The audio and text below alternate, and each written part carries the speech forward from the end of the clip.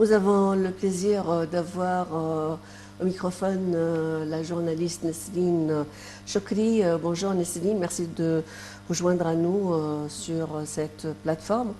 Et Bonjour. on commence tout de suite dans le vif du sujet. Une coordination donc importante et d'importance entre l'Égypte et le Soudan, grand dossier, barrage de la Renaissance, mais aussi cette question de coordination sécuritaire. Parlez-nous amplement de l'ordre du jour de cette visite du chef du Conseil souverain soudanais. Alors, bien sûr, nous savons tous que les relations entre l'Égypte et le Soudan, ce sont des relations historiques et éternelles, et que ce sont des relations très profondes parce qu'elles ne sont pas seulement tissées au niveau des responsables, mais encore au niveau des peuples, d'autant plus que les deux pays partagent une histoire commune et partagent aussi un même fleuve. Alors aujourd'hui, cette visite du président du Conseil souverain soudanais, elle vise surtout à renforcer les liens entre les deux pays, la coordination sécuritaire, comme vous venez de le dire, puisque les deux pays partagent des frontières et que sur les frontières, il peut y avoir plusieurs menaces, mais aussi elle vise surtout à consolider les relations d'échange commercial et économique, d'autant plus que les deux pays partagent des terminaux terrestres à travers lesquels il y a d'importants échanges économiques et d'investissements. Docteur Nesrine Chokri, nous avons des défis en commun, nous avons une vision commune concernant beaucoup de dossiers et à leur tête la question de l'eau.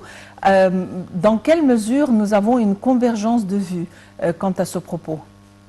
Alors bien sûr, l'Égypte et le Soudan, comme vous le dites, partagent presque un destin en commun et surtout face aux différents challenges, d'abord les challenges économiques durant cette période-là de l'histoire humaine, mais aussi le challenge énorme qui pèse sur les deux pays depuis plusieurs années, c'est véritablement le challenge ou le dossier de l'eau. Et vous savez que l'eau, véritablement, c'est l'essence de la vie.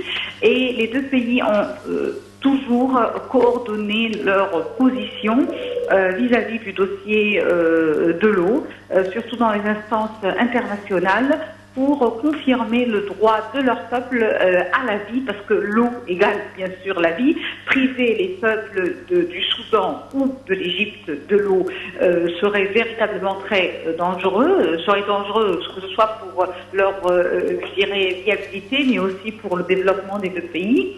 Et à chaque fois que l'administration égyptienne, représentée par le président Abdel Fattah el-Sisi, était présente à une conférence internationale dans un pays international, même en recevant des dirigeants de différents pays dans le monde, le président a veillé à parler au nom des deux pays et des deux peuples et des intérêts des deux pays et des deux peuples. Et je crois que ça prouve véritablement qu'il y a une très grande convergence de vues, parce que le fait que l'Égypte parle au nom des intérêts des deux pays et des deux peuples veut dire véritablement que ce sont des intérêts en commun et qu'il y a une convergence de vues et que ce sont véritablement, les deux pays sont alignés sur une même position. Et c'est tout à fait normal parce que ce sont les intérêts de leur peuple.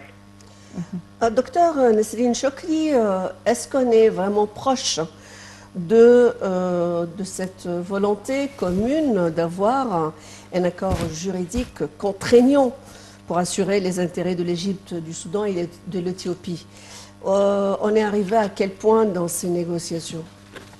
Alors pour le moment, on n'est pas véritablement proche d'un accord contraignant parce que ce n'est pas seulement de la volonté de l'Égypte et du Soudan, mais je suis tout à fait consciente et je suis, c'est-à-dire confiante dans le fait que la diplomatie égyptienne, c'est une diplomatie très douce, très patiente, mais qui triomphe toujours, parce que c'est une diplomatie qui se base sur des faits réels et sur des accords déjà signés et sur des droits et sur le droit international. Et quand on se base sur ces éléments-là, peut-être que le gain n'arrive pas tout de suite, mais il est toujours sûr. Et rappelons-nous, par exemple, de la bataille de Taba. Ça a pris des années, mais finalement, l'Égypte, avec toute sa douceur et sa diplomatie, et le recours au droit international et aux faits réels a pu remporter cette bataille. Et c'est pour ça que je suis sûre que finalement, cet accord contraignant va parvenir à se concrétiser grâce aux efforts de la diplomatie égyptienne. Docteur Nesrine Chokri, les relations commerciales entre l'Égypte et le Soudan ont connu une croissance et un développement remarquable durant ces dernières années grâce à l'adhésion des deux pays à la zone de libre-échange arabe et au COMESA. Quels sont les points forts de nos échanges au niveau commercial? Alors, en fait, quand on parle de la ZLECA et de la COMESA, oui, ce sont des unions très importantes, des alliances très importantes pour l'Afrique, pour renforcer les liens et la coopération économique et commerciale. Bien sûr, l'Égypte et le Soudan sont deux pays frères et en plus frontaliers, donc qui peuvent véritablement aller très loin dans ce domaine-là.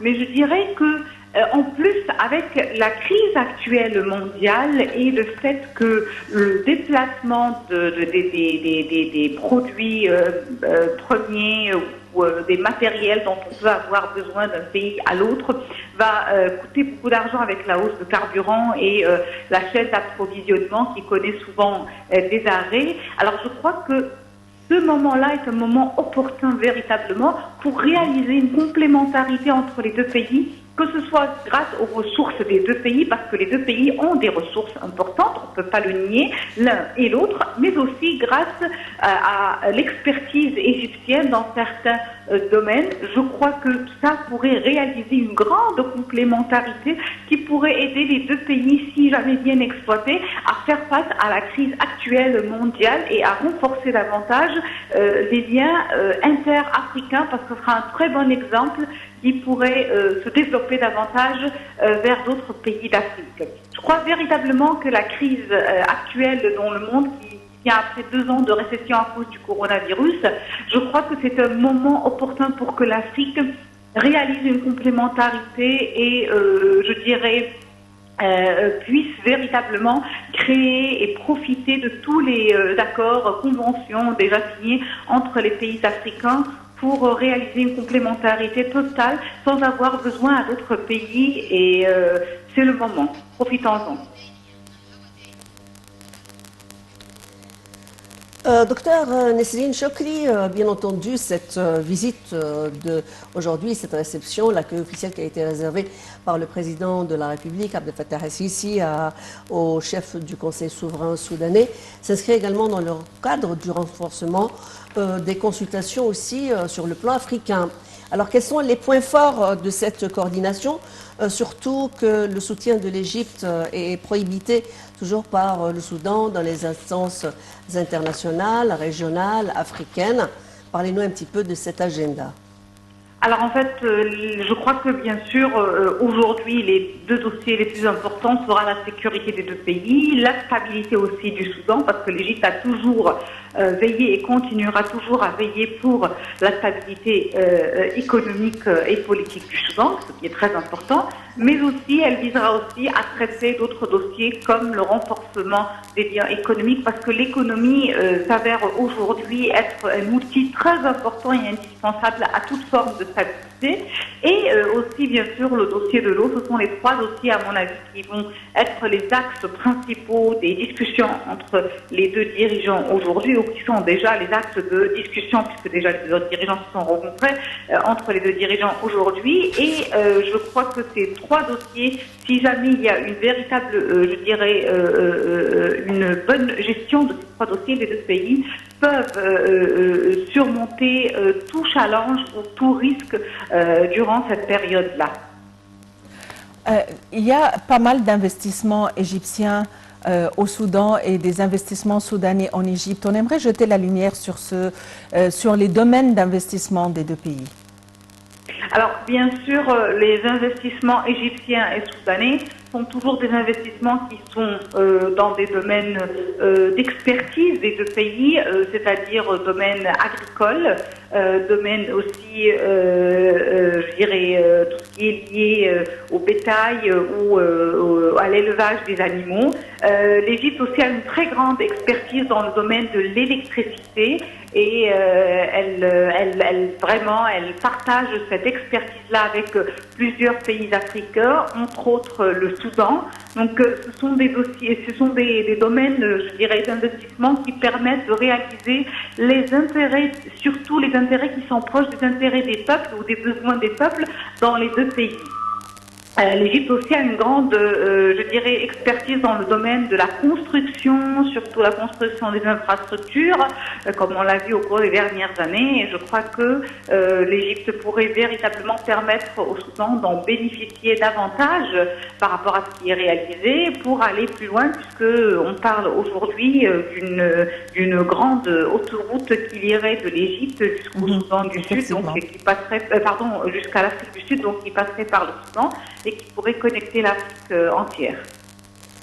Docteur Nesrine Chokri, vous avez parlé tout à l'heure, vous avez fait allusion à la crise, à la gestion de la crise pandémique, qui n'est plus devenue pandémique. Aujourd'hui, on parle peut-être d'amoindrissement de la méchanceté de ce virus. L'Égypte a longtemps soutenu le Soudan avec un lot d'aide médicale à plus d'une reprise pour la gestion de ces crises. Parlez-nous un petit peu du spectre de la situation actuelle au Soudan, qui était, il y a peu de temps, qui avait connu une forme d'effervescence. La situation sécuritaire intérieure. Alors, vous parlez de la pandémie ou de la sécurité à l'intérieur? Je veux dire de l'aide égyptienne au renforcement de la sécurité, parce qu'on parle de sécurité sanitaire ici aussi, et la situation aussi, l'occasion pour faire le point de la situation intérieure au niveau du Soudan. D'accord, donc là on a deux axes. Alors pour le premier axe, l'axe qui est lié à tout ce qui est santé, eh bien l'Égypte est un des rares pays dès le début qui a tiré la sonnette d'alarme sur le fait que l'Afrique a été délaissée par le monde entier, alors qu'elle n'était pas véritablement la source de la pandémie, mais qu'elle a été délaissée par le monde entier sur le plan des besoins, des aides et même de la distribution des vaccins. Et par conséquent, l'Égypte s'est faite, à travers le personnage du président de la République, la voix de l'Afrique à diverses instances internationales pour réclamer de l'aide à ce continent. Mais elle ne s'est pas arrêtée là. Elle-même a attribué des aides à plusieurs pays africains, entre autres bien sûr le Soudan, parce que c'est un pays frère. Donc il y a eu plusieurs aides qui ont été distribuées de la part de l'Égypte au Soudan. Il y a aussi eu des doses de vaccins. Mais il faut savoir que ce n'était pas seulement au niveau du coronavirus que l'Égypte a fait des interventions médicales au Soudan, c'est que même avant, il y avait plusieurs campagne de sensibilisation que l'Égypte avait menée, que ce soit au Soudan ou dans d'autres pays africains, contre l'hépatite C. Parce que vous savez que l'hépatite C a été pendant des années un ennemi rude pour le peuple égyptien. Et puisque l'Égypte a su surmonter cette maladie et a su totalement la neutraliser sur son territoire, elle s'était lancée pour faire davantage pour d'autres pays, entre autres le Soudan. Ça, c'est pour l'axe de la santé. Vous savez que la santé est, véritablement partie de notre sécurité quotidienne, surtout que avec le coronavirus, on a découvert que la santé peut bloquer aussi bien l'économie, la vie politique et le développement continu des pays et des peuples. Donc c'est tout à fait normal et ordinaire que l'Égypte soutienne le Soudan sur le plan médical et sanitaire. Sur un autre axe, la sécurité intérieure au Soudan, on ne peut pas dire qu'elle ne passe pas par d'innombrables défis et challenges dus à, des certaines tensions économiques. Mais je crois que l'Égypte aussi pourrait là permettre au Soudan de réorganiser la situation en présentant surtout des conseils liés à la réforme économique. Et déjà, le ministre des Finances Dr Mohamed Maïd avait proposé au Soudan d'aider le Soudan à mettre en place une réforme économique qui serait réussie et qui permettrait au Soudan de surmonter la crise actuelle et de remettre en ordre l'économie du pays et de la remettre sur les bons rails pour savoir véritablement attirer des investissements qui pourraient créer des opportunités d'emploi à la jeunesse soudanaise. Docteur Nesrine Chokri, vous êtes journaliste et analyste politique. Merci beaucoup pour votre intervention.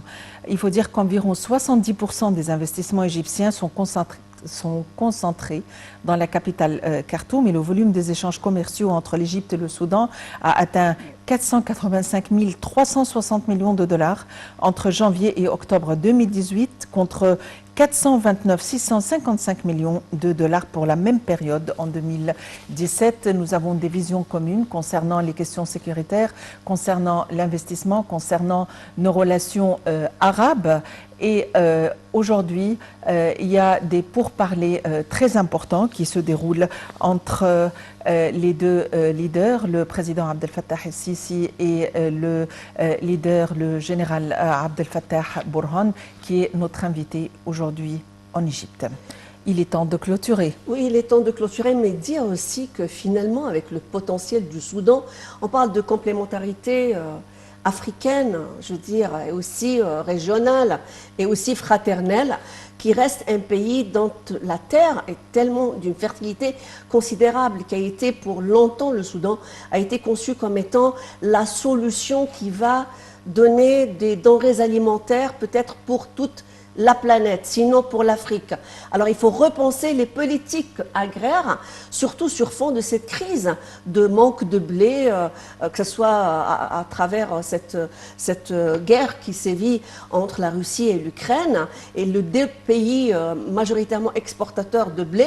Pourquoi ne pas concevoir justement de réinvestir en force cette fois-ci dans le côté agraire au niveau du Soudan. Merci d'avoir été nombreux à nous suivre ce matin sur Nile TV International. Merci, Mahal Mahdi. Merci, Noël. Merci à tous. Très bonne fin de journée à tous et à la prochaine.